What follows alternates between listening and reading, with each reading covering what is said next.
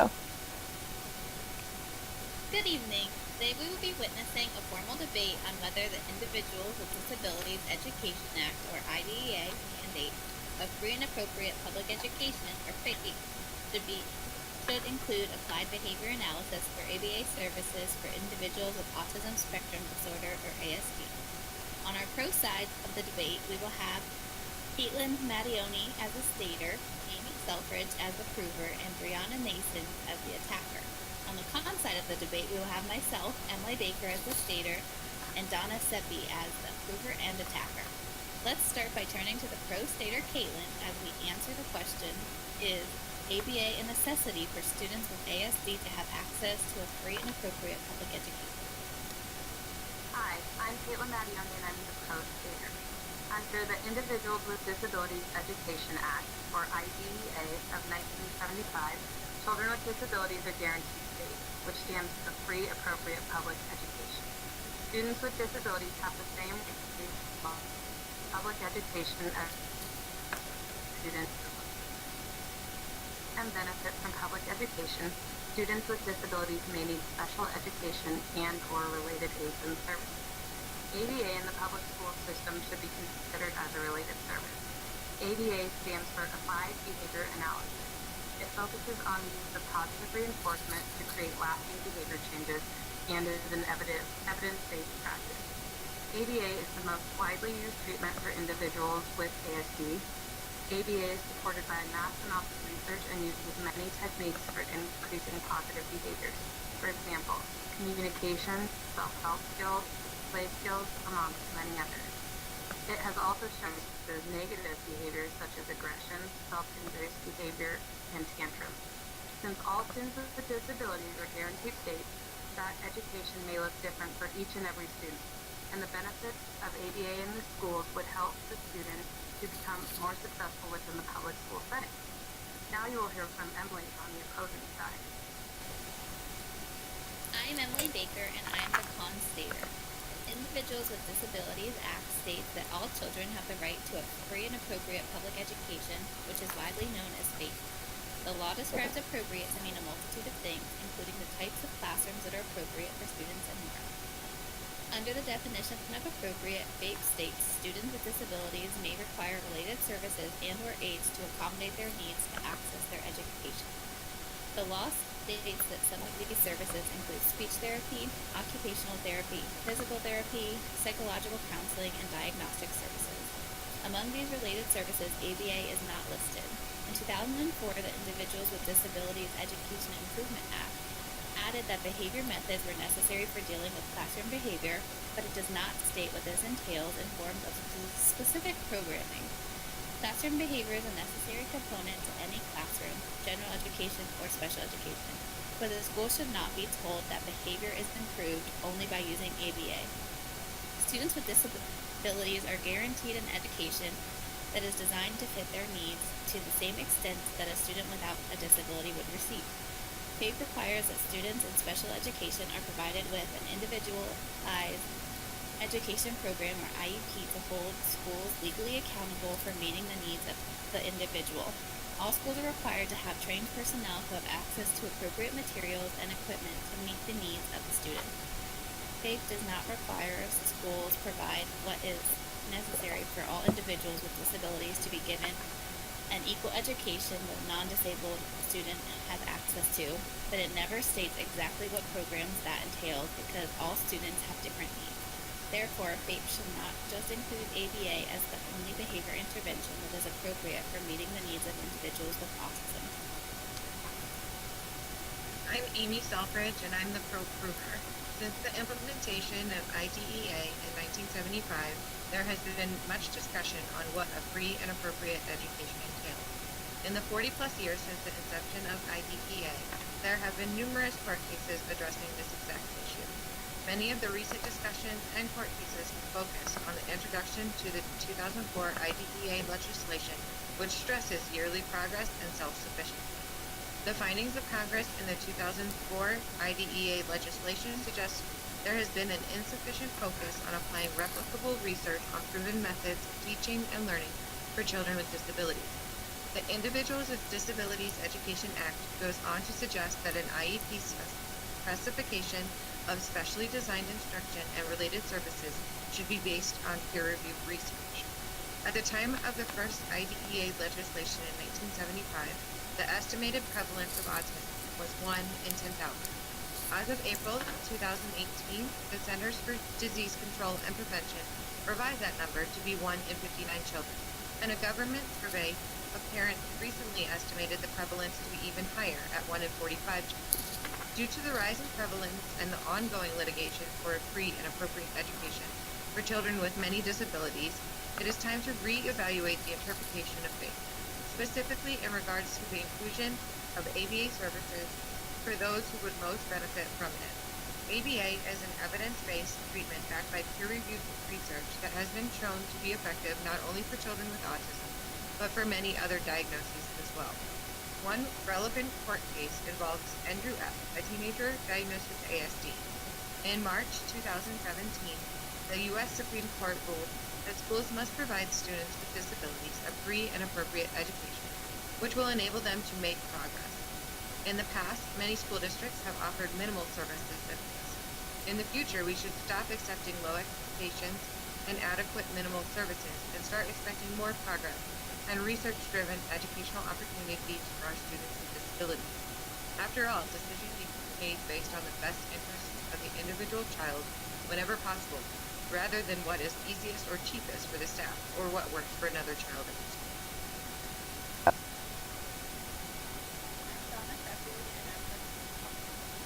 The idea is requiring free and everything has been around and debated for over 40 years, and never has it been required that schools provide ABA services. Despite the potential athlete ruling that you mentioned, there has not been a shift in IEP court cases decided in favor of ABA. In the article, a year ago, the Supreme Court raised the bar for special ed with positive sentence. A year out, Andrew F. ruling is incorrect. Terry Gerkel, a professor emeritus of education and law at Lehigh University, states that the NUF ruling does not change outcomes in all cases. The large majority of cases are still being ruled in favor of school districts, exactly the same as prior to the NUF ruling. The FAPE bar has not been significantly modified or raised. I'm Brianna Nasons, and I'm the pro attacker. Going back to the Andrew F. v. Douglas County Supreme Court case, it was found that school systems cannot simply ensure that a student makes minimal or trivial progress from year to year. School systems must ensure that a student makes meaningful progress given the student's circumstances. This decision was so significant because when the Supreme Court reviewed the scope of FAPE, they zeroed in on every child should have the chance to meet challenging objectives, not just the necessary minimum that had been the focus before. According to this outcome, schools must offer an IEP that is reasonably calculated to enable a child to make progress appropriate in light of the child's circumstances.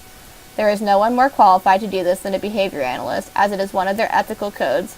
Code 4.03 states that behavior analysts must tailor behavior change programs to the unique behaviors, environmental variables, assessment results, and goals of each client.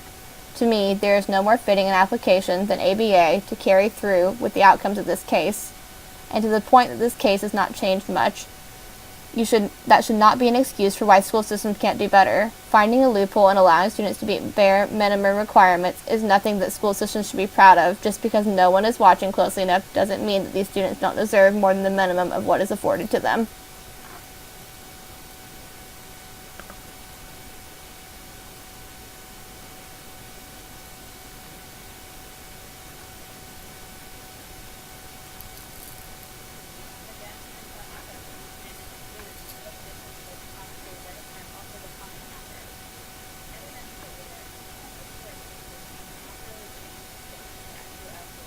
Indicating that most school districts are already properly implementing FAPE and providing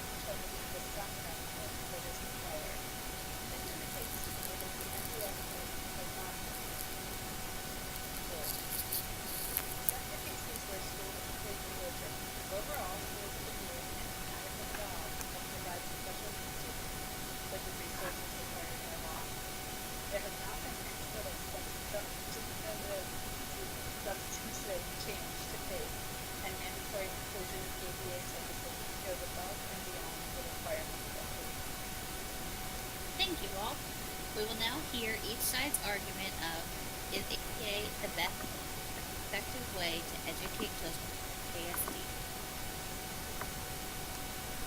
ABA is typically offered in a one-on-one setting, either in the home or at a clinic. And since ABA is not provided within the classroom, students with ASD are displaying negative behaviors in the classroom. These students are unable to work on their education because their behaviors are impeding their learning while at school. ABA has proven through much research that it is the most effective way for the individual with ASD to learn positive behaviors and decrease maladaptive. If FAPE mandated that ABA be taught within the school setting, these children would be able to decrease their behaviors that are impeding their learning at school, and they would be able to focus on their academics and have a successful education. The one thing we know about individuals with autism spectrum disorders is that each and every individual has needs that are specific to them. ABA therapy has some very specific types of therapies and interventions that may not always be what every individual diagnosed with ASD needs. There are several other behavior therapy programs available that may be more appropriate for the needs of some students. One specific program that we would like to discuss is TEACH. TEACH stands for Treatment and Education of Autistic and Communication-Related Handicapped Children. TEACH is an evidence-based behavior program that is designed specifically for a classroom setting unlike ABA. TEACH is known as a whole life approach in terms of it being an effective approach to every aspect of life. One thing I can agree with is no two children with ASD are exactly alike. Every child deserves a treatment that can address their individual needs. ABA can be adapted to use with both high-functioning and low-functioning individuals. It can be used to address the behavioral challenges that can impede functioning in the classroom by increasing desired behaviors, decreasing inappropriate behaviors, and teaching new behaviors. ABA can also be used to improve or increase verbal behavior and communication, teach functional life skills and leisure skills like play, as well as teach academic skills. By breaking down behaviors into the smallest functional units, ABA can be used to train or teach social, expressive, receptive, and cognitive skills. There are many programs across the country and even the world which implement a classroom model ABA, which has been effective for educating their student populations with autism and other disabilities. Additionally, if a student's identified disability is responsible for behavioral concerns, IDEA requires functional behavior assessment and behavior intervention plans be conducted and implemented. Both these items are rooted in behavior knowledge.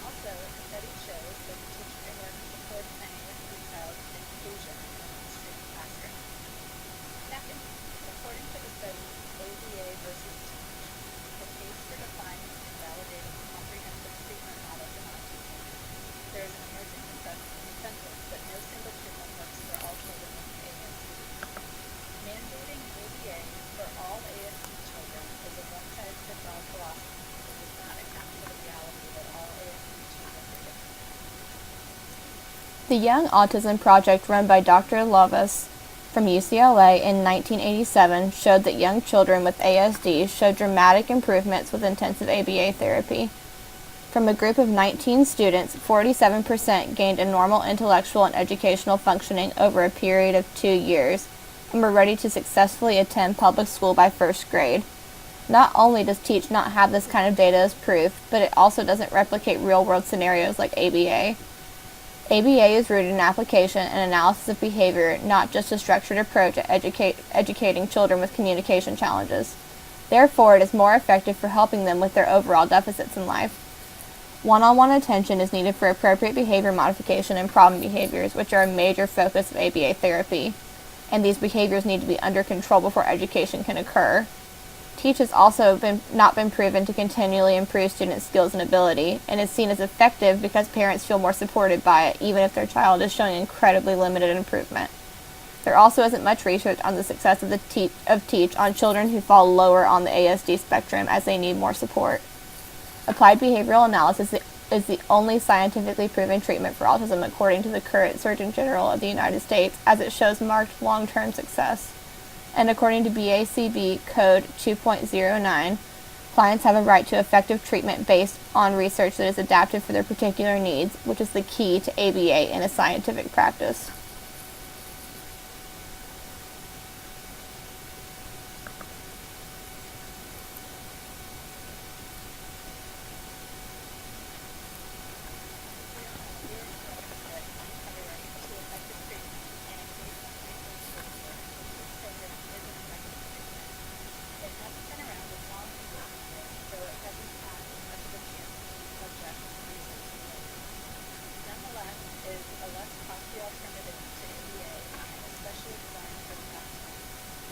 One-on-one therapists are not needed versus in ABA where each child needs their own therapist. Teach addresses not only academic skills but also addresses behaviors and is designed for a classroom. The Lovis 47% study that you refer to has a number of criticisms against it. First, subjects were not randomly assigned to groups, so it's possible that the individuals in the experimental groups were already assigned to achieve better outcomes.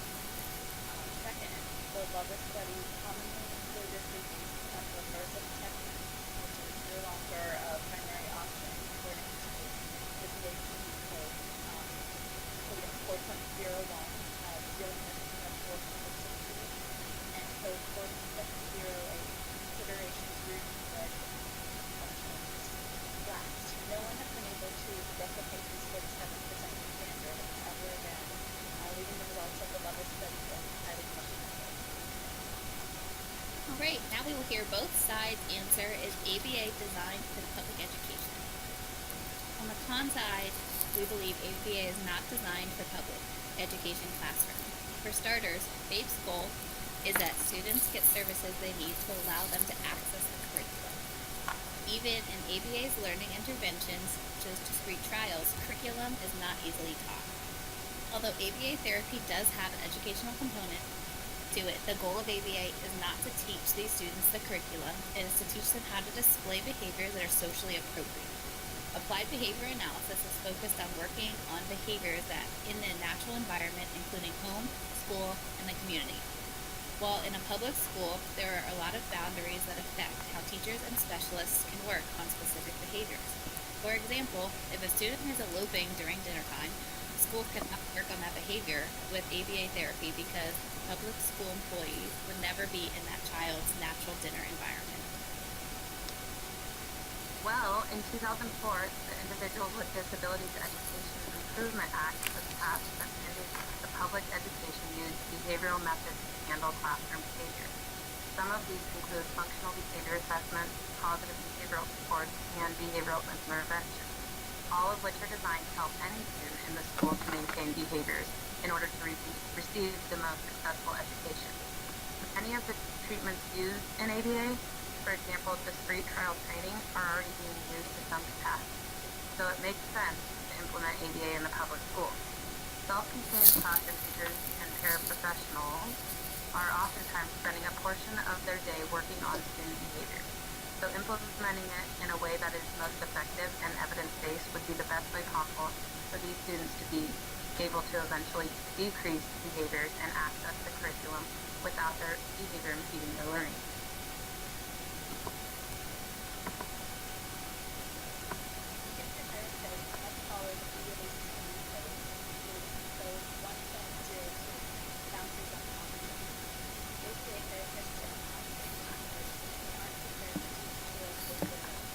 Providing ABA in a classroom falls outside the boundary of common.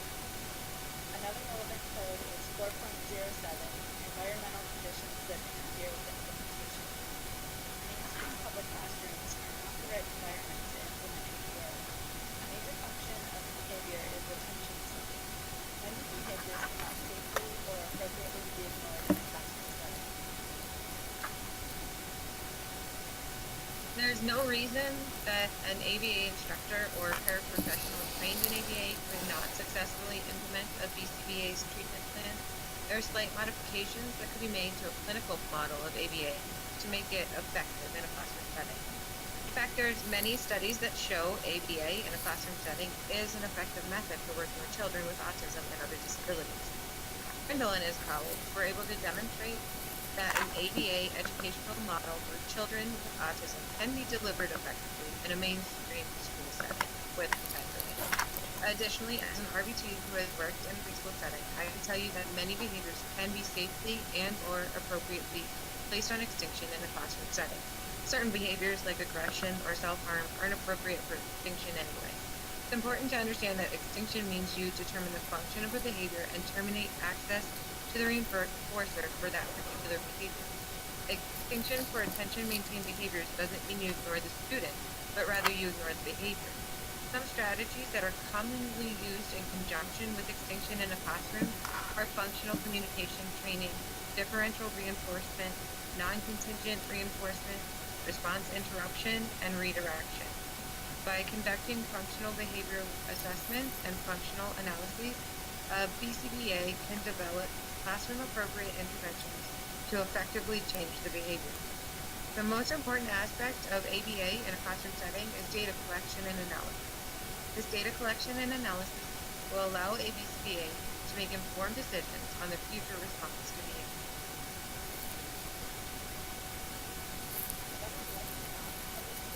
Are required to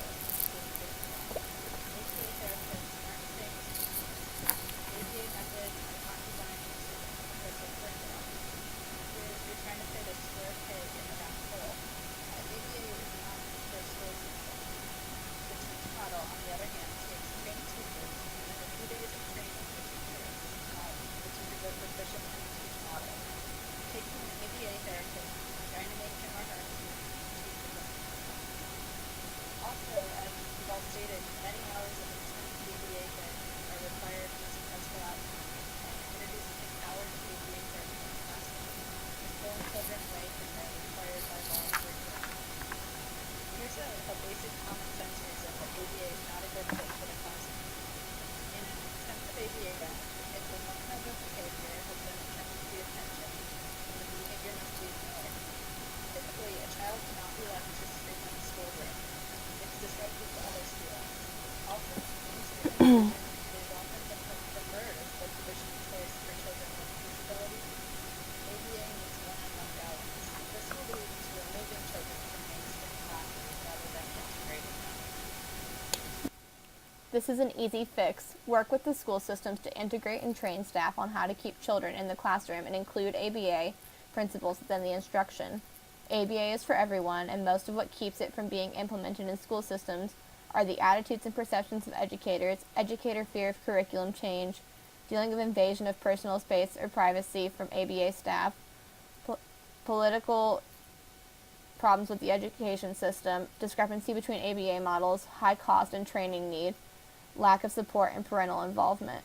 None of these are good enough reasons. The kids deserve more than someone else's inconvenience or annoyance. An ABA therapist involved in a school would be sure to follow their role in the child's IEP and do their best to resolve any present conflicts according to Code 2.04. ABA is not meant to be intrusive or harmful to anyone. It just needs to be integrated in a way that works best for everyone and is primarily benefiting the students it serves. Thank you. We will now hear each side's argument of ABA costs. Do they result in cost savings over time, or is it too expensive and just not justifiable? Well, having a BCBA in the schools that is ABA therapy will ultimately save money, rather than the student needing to receive extra interventions and support throughout their entire years of school. Yes, ABA is extremely costly when getting in-home therapy or receiving treatment at a clinic, and oftentimes insurance companies only cover up to so much. So this is coming out of the family's pocket. Schools are required to provide speech therapy, occupational therapy, and hip therapy, which all cost money to the school district. ABA should be a mandated service. Without these students receiving what they need, they are often utilizing other services that the district is paying for, such as one-on-one paraprofessionals throughout all their years of schooling. few years they may need ABA therapy. It is unreasonable to pay for ABA programs. The number of individuals that come in contact with students diagnosed with autism is substantial. In order to reach every single student with autism and provide them with ABA services, there must be multiple people trained in ABA within the school district and even just within the school. Just in my school, there are 4 self-contained classrooms that have 15 students that are diagnosed with autism that receive behavioral intervention to some extent. We currently have 1 board-certified behavior analyst, a behavior support teacher that just graduated with her master's degree, and me with 2 semesters of ABA grad school under my belt that even know what ABA is.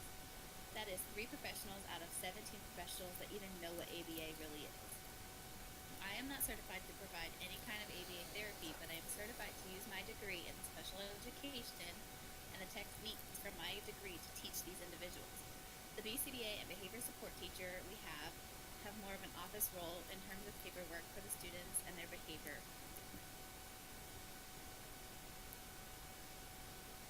Therefore, they are not able to provide therapy. The amount of training that would be needed, the time it would remove us from our current jobs in the classroom, and the cost of doing all of this is just absolutely unreasonable. All 15 of these students are succeeding in school, the community, and at home without needing trained ABA therapists at our school, and I am positive that we are not the only school that is in this situation. The cost of behavior intervention is high due to the labor involved. The intensive interventions necessary to bring early childhood in order to attain future success places extreme financial and time on. There's a long-standing argument that spending public funds on educating children with special needs is not an effective use of money. But the fact remains, early intervention for children with developmental delays is certainly cost-effective. Chasen looked at the potential financial benefit to providing discrete child training as an early intensive behavioral intervention in order to reduce the need for long-term special education. While the study was focused on the state of Texas, I would suggest that these numbers could easily reflect the cost savings across the nation. Chasen and colleagues found that the state of Texas could save over $200,000 over the course of 18 years of education. With a conservative estimate of 10,000 children with autism in the state of Texas, this translates to a savings of more than $2 billion. Early education intervention has been associated with a reduction in elementary school grade retention and reduction in borderline intellectual function. Educational intervention can produce long-lasting benefits in both intellectual performance and school achievement. Effective, intense early intervention is associated with the number of students classified as having diminishes and or prevents grade retention and provides long-term benefits and skills in both intellectual performance and school successes, all which are necessary for later independence. All across the country, school districts are experiencing funding shortages and still haven't recovered back to pre-2008 before the recession levels. Using just one example, in the city of Philadelphia, before the start of the 2013 school year, the superintendent announced that schools might not open on time. Severe budget cuts had led to insufficient staffing. Schools could no longer afford counselors, secretaries, no arts or sports programs. You can see in the next nationwide graph that despite the fact that student enrollment has increased 1.4 million across the country between 2008 and 2017, the number of school employees like teachers and a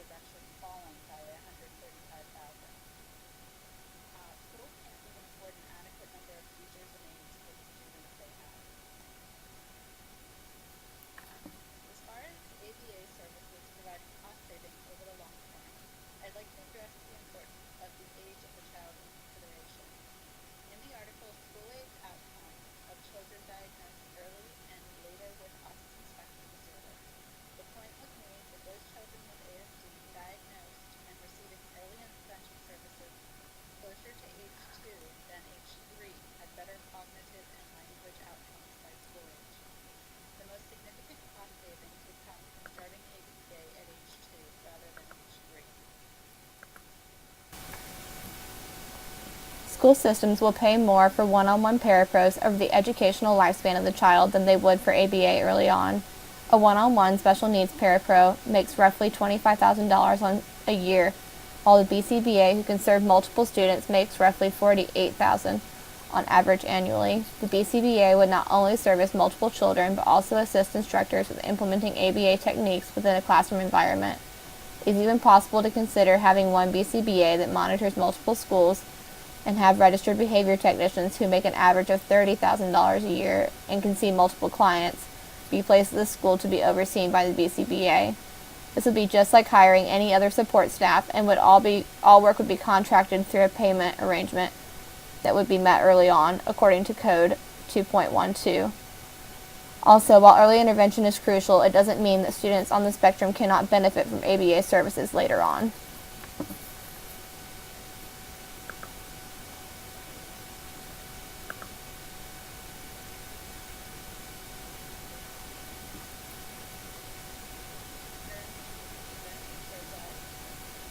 Which are cost savings over the lifetime. But again, as mentioned earlier, research shows that that's when the child receives these early intervention services closer to age 2, and 2-year-olds are not covered under IPL and are not found within the public school system. Very quickly, as mentioned earlier, schools in this country are already short on funding, cutting programs and demanding very costly, high-frequency ABA services that even exacerbate the problem. There's simply no money to pay for these services if you don't think these educational needs are barely being met. Allocating such a large percentage of available funds to children with special needs would take away some services from the mainstream students and still wouldn't cover the expense of costly ABA services. Now that you have heard both sides, I think it's safe to say that FAPE should mandate that ABA be provided in the public school system for children with ASD. We can all agree that all students learn differently, and it is proven through mass amounts of empirical research that ABA greatly enhances a child's play skills, communication skills, and self-help skills, all things which help the child be successful in the classroom. Yes, there are other forms of behavioral interventions that are being used within the schools, but none have been proven to be as successful as ABA. In terms of cost, as Brianna stated, it is far more costly to pay for a one-on-one paraprofessional throughout their entire time in the educational system. If ABA was a mandated related service within the school system, many of these children's behaviors would subside at an earlier age, and a one-on-one would not be necessary. These children should be guaranteed education just as typical developing peers are, and without the help of ABA therapy, many may not have a chance to receive that. In conclusion, FAPE should not mandate that ABA services be provided for individuals with ASD. IDEA already mandates that behavior methods are a necessary component to FAPE, but does not list exactly what behavior program needs to be used. FAPE should not require only one specific behavioral intervention be used because all students learn in different ways. ABA is also not tailored for the public education classroom because it focuses on how to be socially appropriate in terms of behavior, but does not necessarily provide access to the curriculum, which is the goal of FAPE. As previously stated, there are behavioral programs such as TEACH that are specifically designed to be implemented in the educational setting. Finally, it is unrealistic to cover the cost of training staff to implement ABA in public schools and then continue to pay for the resources and materials that are necessary. ABA, although a beneficial intervention for students with ASD, does not have its place inside of the public education setting. Thank you to all the participants in this debate on whether FAPE should require ABA therapy for students with autism in public schooling. We will now open the floor for questions.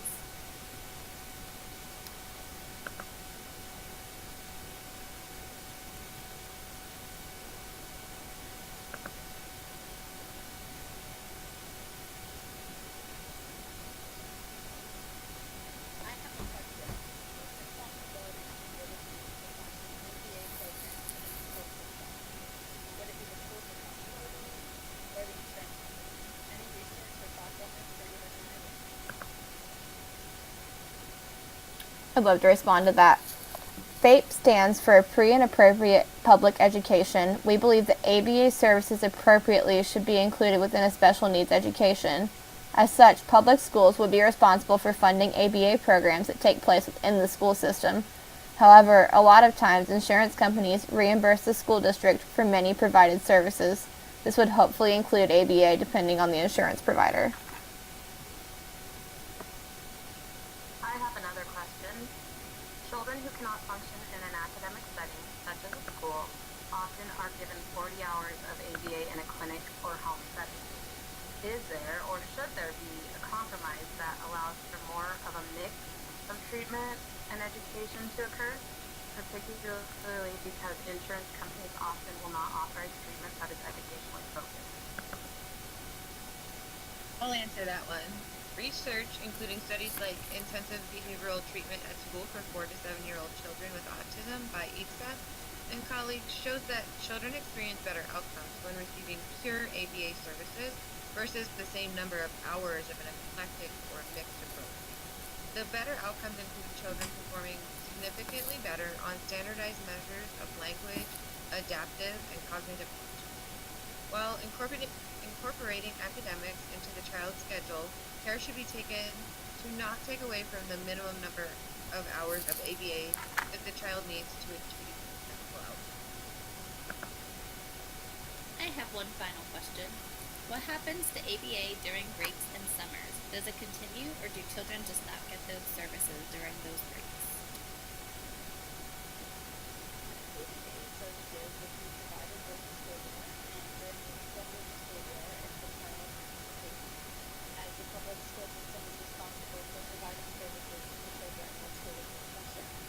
During summer break and other breaks, children are free to access ABA services through their insurance providers. This concludes the question and answer session for the formal debate on whether FAPE should require ABA services for students with ASD.